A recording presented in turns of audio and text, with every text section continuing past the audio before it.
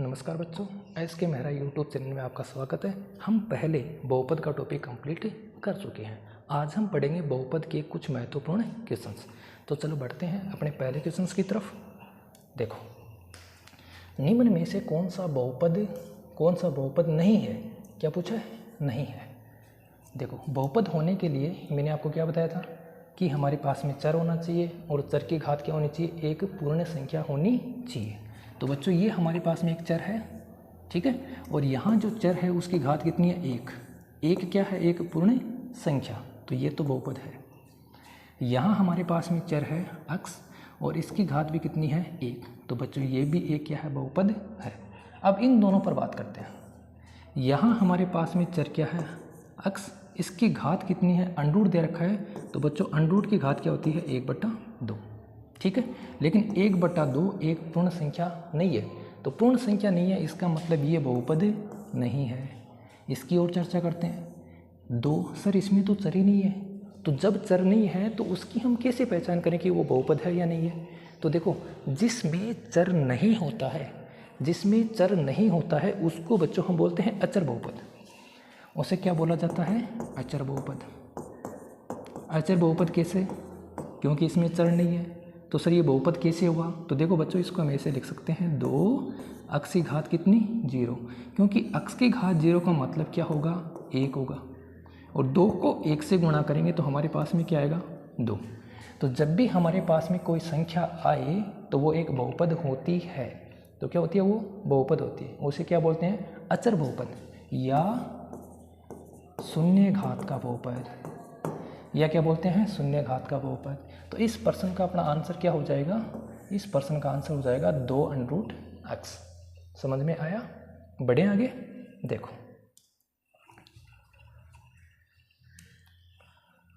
देखो, बहुपद px 3 - x 4 की घात है।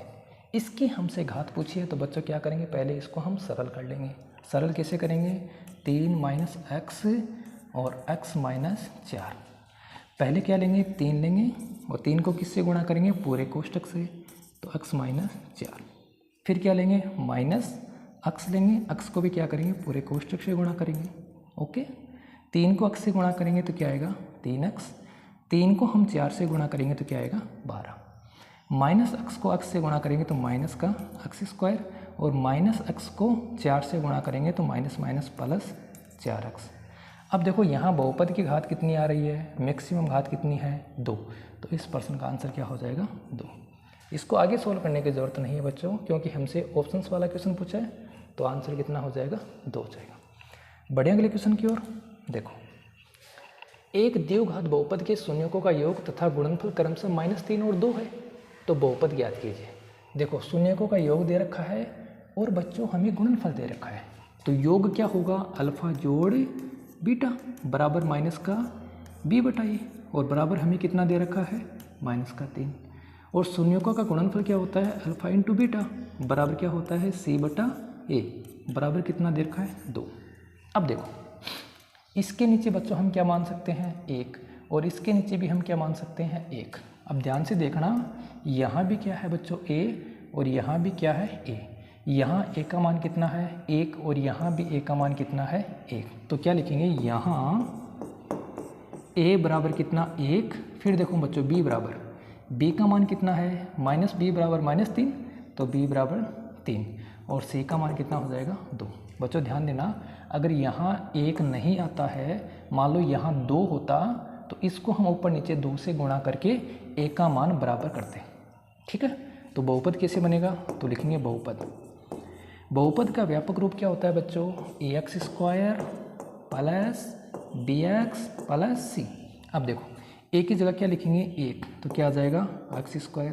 b की जगह क्या लिखेंगे? 3। तो क्या आ जाएगा? 3x। और c की जगह क्या लिखेंगे? 2। ठीक है, तो ये अपना बहुपद बन जाएगा। समझ में आया बच्चों? उम्मीद करता हूँ क्वेश्चंस आपको समझ में आया होगा। ये बच्चों परीक्षा में अपना पूछा हुआ क्वेश्चन है, माध्यमिक शिक्षा बोर्ड में। अगला क्वेश्चन चले। देखो, ये अपना क्वेश्चन है, बहुपद px x² - 2x - 8 के शून्य के ज्ञात कीजिए। ठीक है, तो बच्चों इसके हमें शून्य ज्ञात करने हैं। ऐसे क्वेश्चन मैं आपको पहले करवा चुका हूँ। X square minus 2x minus 8।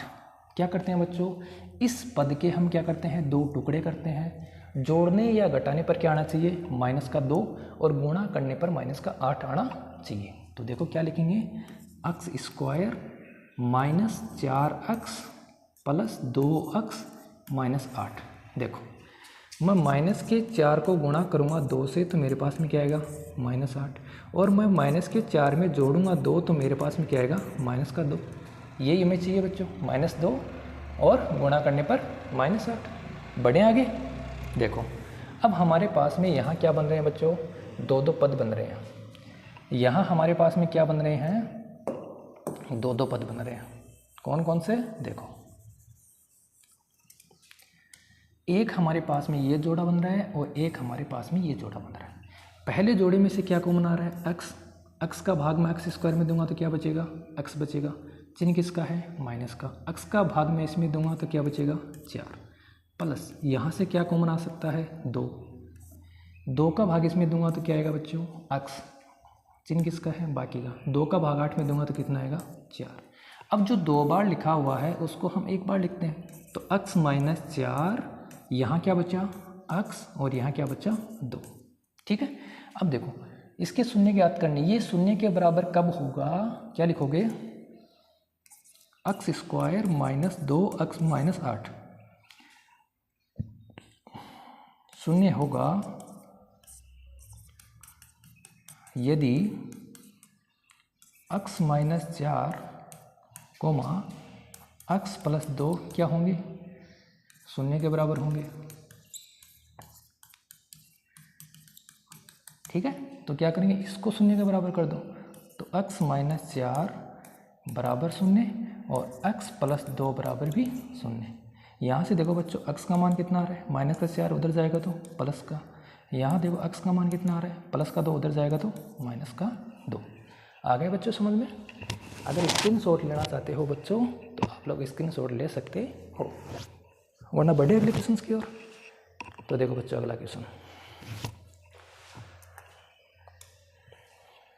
है अपना, यदि बहुपद, अच्छा क्वेश्चन है, यदि बहुपद के x square plus 2x plus 3 के शून्यकों का योग तथा गुणनफल बराबर है। शून्यकों का योग और गुणनफल दोनों बराबर है, और हमसे क्या पूछा है, के का मान। देखो शून्यकों का योग क्या होता है, अल्फा जोड़ बीटा बराबर माइनस का b बटा a, b बटा a। देखो माइनस का b कितना है, 2, a कितना है, a कितना है, k। कोई दिक्कत है किसी को। अल्फा इंटू बीटा कितना हो जाएगा बच्चों, c बटा a। c कितना है, 3k। ठीक है, और a कितना है बच्चों, k। अब बोलो इसने क्या बोला, योग और गुणनफल क्या है बच्चों, दोनों बराबर हैं, तो इन दोनों को क्या कर देंगे, बराबर। क्या लिखोगे यहाँ पर, क्योंकि अल्फा जोड़ बीटा बराबर अल्फा बीटा। सही है, दिया है प्रश्न के अनुसार। क्या लिखोगे, प्रश्न के अनुसार।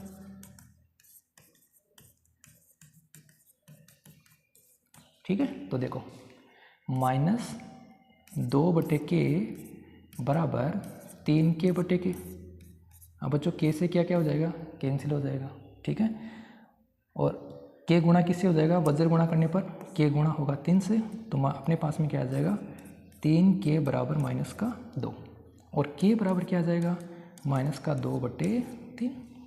ठीक है, दोबारा बताएं क्या बोला इसने, योग और गुणनफल क्या है, बराबर है। तो ये अल्फा प्लस बीटा हो गया, ये अल्फा बीटा हो गया। प्रश्न के अनुसार क्या हुआ, अल्फा प्लस बीटा बराबर अल्फा बीटा। ठीक है, अल्फा प्लस बीटा का मान ये है, अल्फा इंटू बीटा का मान ये है, तो के से क्या हो जाएगा, के कैंसिल हो जाएगा, हमारे पास आएगा माइनस का 2/k बराबर 3/1। वज्र गुणा करेंगे तो ये इससे गुणा और ये इससे गुणा, तो 3k बराबर माइनस का 2 और k बराबर माइनस का 2/3। बढ़े अगले क्वेश्चन की ओर। देखो एक द्विघात बहुपद ज्ञात कीजिए जिसके शून्यक √3 और -√3 है।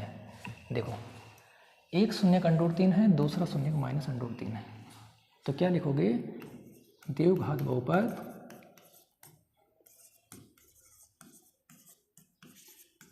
के शून्य क्या है, √3 माइनस √3, ठीक है। तब x माइनस अल्फ़ा इंटू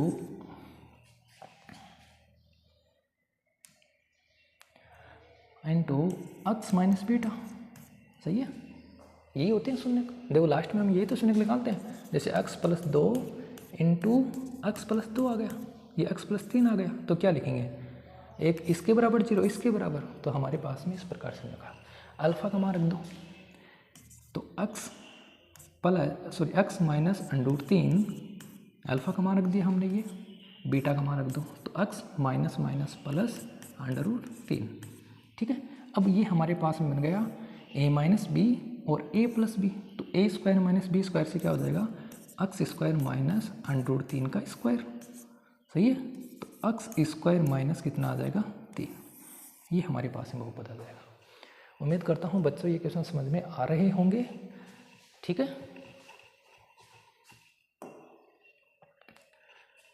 महत्वपूर्ण क्वेश्चनों में बच्चों इतने ही क्वेश्चंस हैं। अगर कोई और महत्वपूर्ण क्वेश्चंस दिमाग में आएगा, ठीक है, तो उसको मैं आप